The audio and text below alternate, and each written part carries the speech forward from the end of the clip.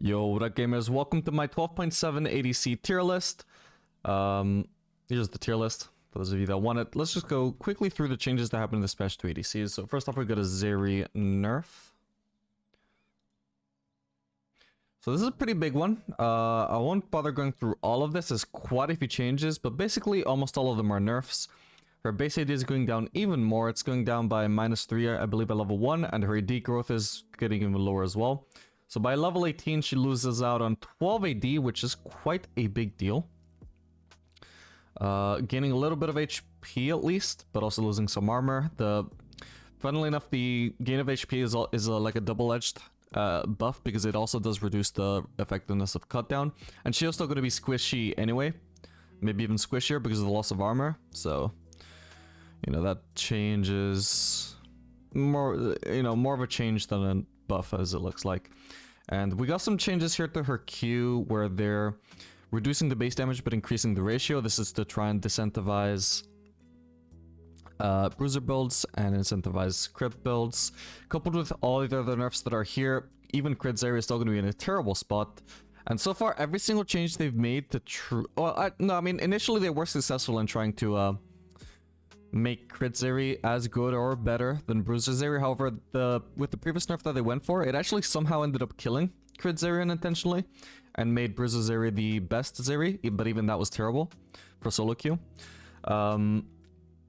So I mean, yeah, this is still not going to leave crit Zeri in a good spot at all, but it might be better than bruiser Zeri. However, they've so far been pretty unsuccessful at actually killing bruiser Zeri like they wanted to, or at least making like crit significantly better. We'll have to wait and see whether it finally has this effect that they wanted to, but I couldn't tell you whether this next patch, crit Zeri or bruiser Zeri will be better. That being said, she's pretty much getting Kalista. She already has a pretty terrible win rate for solo queue, and they're nerfing her even harder. This does seem like a pretty big nerf. So, yeah, I don't recommend her for climbing for the average player. Fortunately, though, I mean, she does have a win rate that like massively increases the higher you go up in rank. So there's always natural inflation that you gotta watch out for in these sites as you go up in rank, because plat players will be gold players, diamond players will be plat players. The higher you go, the higher the average win rate for any champion is. That being said, even accounting for that, the higher you sort it by, the closer Zeri's win rate becomes to the average. And so you can see in Master Plus, for example, on this patch, we have Zeri almost being at the average. So if you're really good at Zeri, you can make her work. But for the average player, I just really was already not recommending her, and I'm absolutely not going to recommend her right now. I've moved her down to C tier from, she was, I think, at the bottom of B tier. She's just getting absolutely the Kalista treatment because she is way too good in pro play, unfortunately. That being said, if you want to play her, like if you just really enjoy her, she's still viable, of course, but just really bad. There are way better options. So from that, we got one other change to an ADC this patch, just funnily enough going to be Kalista. The other champion receiving of the Kalista treatment in the past. However, this time she's getting a buff. She's getting plus 50 mana, which, considering how low her base mana is, that actually might be pretty nice. Move speed going up by 5, attack speed growth going up by 0.5%. So the move speed buffs are always going to be super underrated for champions. That being said, people always talk about like, oh, this is so useless. -5 move speed on Katarina, -5 move speed on Aurelia. That's useless. These champions are so mobile anyway. They're usually full of shit because 5 move speed is always a huge deal. Like, even if you're talking about a champion like Aurelia or Katarina, they still need movement speed to actually get in range for their E or their Q, you know? It's still a pretty big deal.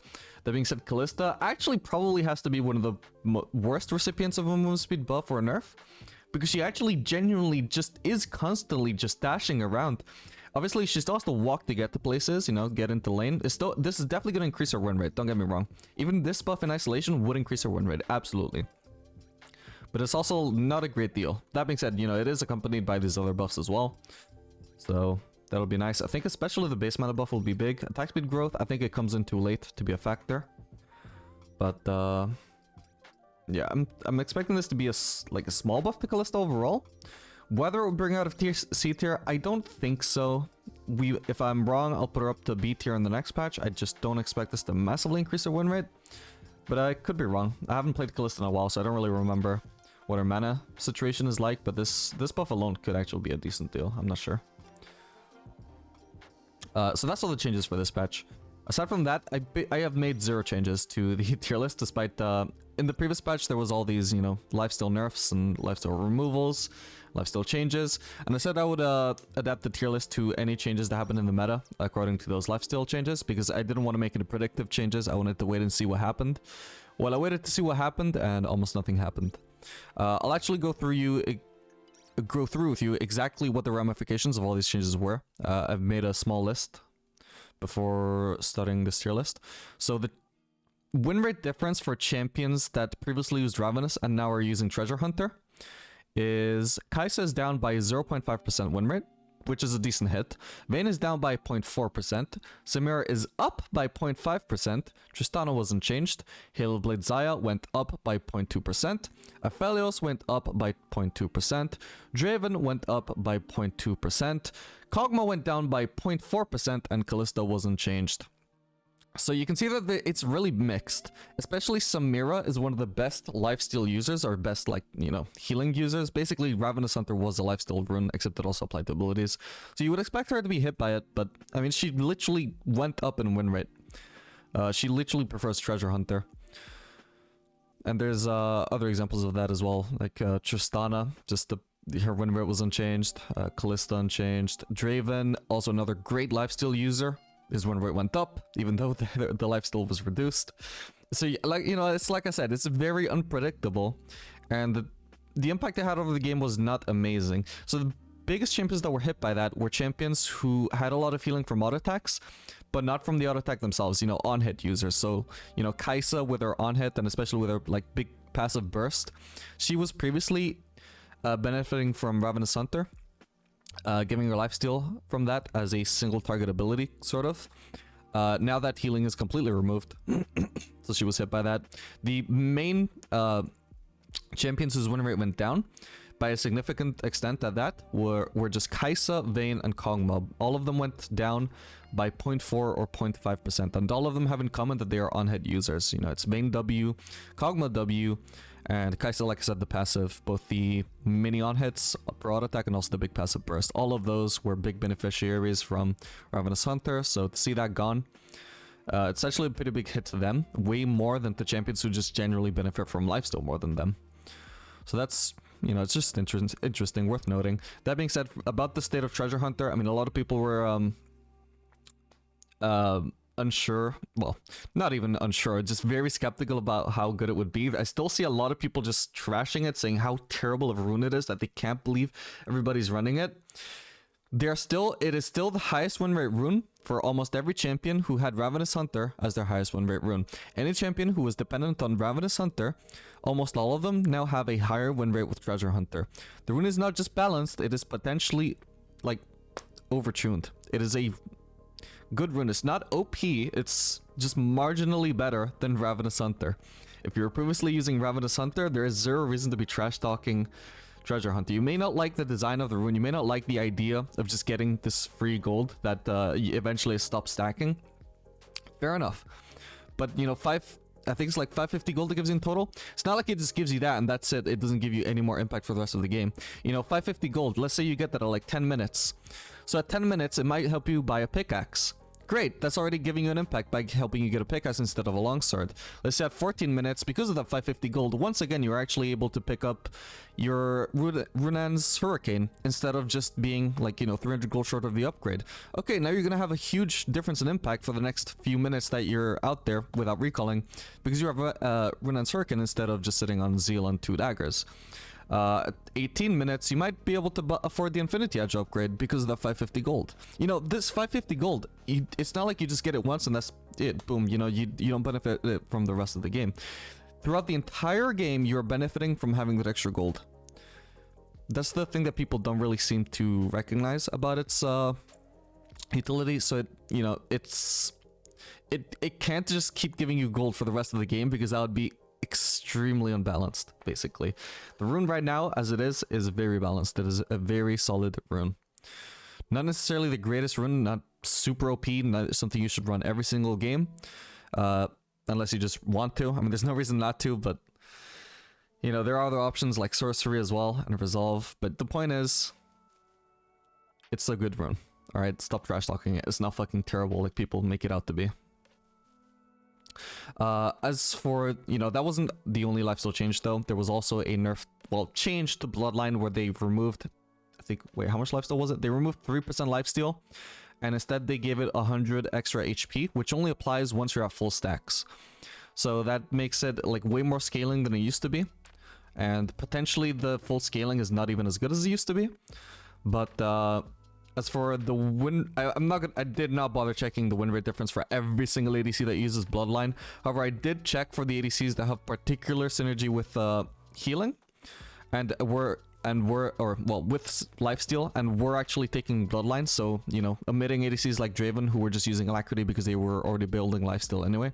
So Ezreal has huge synergy with lifesteal because his Q applies lifesteal. He can get some massive amounts of healing. His win rate actually went down by 0.7%.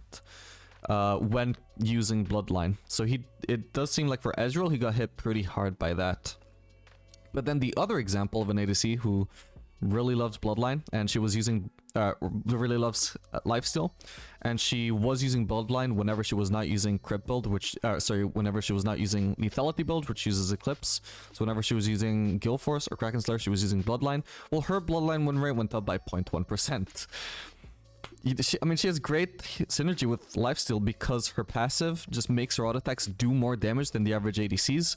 She has plenty of attack speed with her W as well, so she gets plenty of auto attacks in, and she lifesteals really hard off of those auto attacks, especially like if she's just farming waves.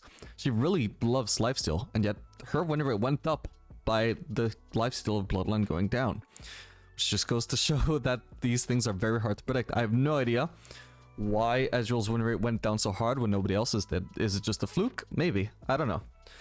But the point is, you know, you can already begin to see that these changes just did not really change the meta at all. Some champions you would have thought would have been hit hard had their win rates go up.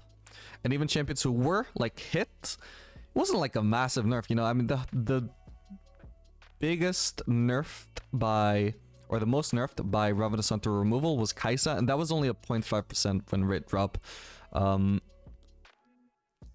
She's already bottom of B tier, as you can see, but it's not like worth putting her in C tier for that, you know?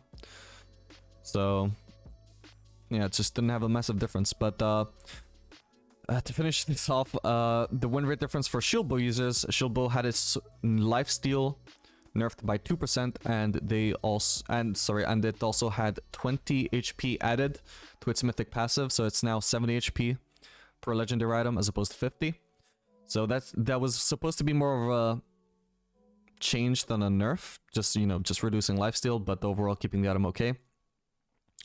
The ramification of that for the core Shieldbow users was Vayne's win rate with it went down by 0.4%. Samira's went up by 0.3%, Draven's went down by 0.2%, and Ashe's win rate was unchanged. So again, you can see there's a lot of mixed there. Vayne's win rate went down by 0.4% with Shieldbow. She wasn't even a massive beneficiary of lifesteal, so that's weird. Samira's went up by 0.3%. Well, why? Because she is a massive beneficiary of lifesteal. That just doesn't make sense. Draven went down by 0.2%, which, you know, it makes sense. He does love lifesteal, but it's not even as big a drop as Vayne saw, right? And Ashe unchanged. Yeah, I mean, she doesn't particularly care about lifesteal too much, so that makes sense. But yeah, so as you can see, the impact was very minimal. There were some champions who you would expect to get hit that were hit. Other champions just seemed to benefit from it for whatever reason, such as Samira. So we previously had her in S tier. I remember somebody asking, why didn't you drop Samira from S tier? She's going to be hit so hard. Well, because I don't know for a fact that she's going to be hit hard, and as you can see, she actually benefited from this all. She's actually better off now than she was before all these changes. And, you know, we're talking about 12.6 here, basically, but, you know, this all applies to 12.7. Nothing really changed in 12.7. I don't think there were any item changes, were there? Nah, not really anything that applies to ADC. Oh, actually, of course, the Galeforce nerf. How could I forget about that, actually? Hang on, let's just go through that real quick. Galeforce has been a go-to, marksman mythic, yada, yada, yada. Active cooldown increased from 90 seconds to 110 seconds, so 20 seconds added to that. So, obviously, that's going to be an indirect nerf to basically any ADC that was running Galeforce. So, let's go through that real quick. So Jinx had it as a pretty much core. Jhin absolutely is the most reliant on Galeforce, so that sucks for him. Caitlyn, Lucian, Xayah, Twitch, sometimes Aphelios, Sivir. These are going to be the ADCs that are most affected by that, compared to all the others who either didn't use Galeforce at all or just had it as a very optional. So they're the ones going to be most affected by that. That being said, it's again that kind of situation where I don't want to make any like large changes to my tier list just based off of this nerf because I don't know how big it'll be. I remember the last time Galeforce received plus 30 seconds on its active, it did like nerf the item win rate for a lot of ADCs, but it didn't shake up the meta at all. It just made some champions potentially drop it from their build. So it's again one of those situations. I mean, Jinx is almost always using Galeforce, but she does have a fine win rate with Kraken Slayer. If she just has to switch over to Kraken Slayer, that's more than fine. She'll still be pretty good. Same goes for basically everything else, except for Jhin. This is the one champion who actually just cannot actually use anything except Galeforce. What might actually happen is he might just switch over to Lethality because he does have a decent win rate with Eclipse. I don't know if he has a decent win rate with Duskblade or not, but I know Lethality Jhin like is an option. I don't think it's as good as Crit, but you know, after this nerf, maybe it will be. Who knows? But yeah, that's about it. So basically minimal changes this patch. We just dropped Zeri to C tier, and Kalista also got a buff, but not going to increase her yet. We'll wait and see next patch. As usual, if there are any massive changes that I notice in win rates throughout this patch, then I will make a follow-up tier list to update that, but it never happens. The meta usually doesn't shake up that hard based off of changes like the Galeforce change or anything else like that. But anyway, I hope you guys have enjoyed this video. Make sure to like and subscribe if you want to see the rest of my tier lists and any of the rest of my content. And I'll see you guys in the next video. Later, gamers.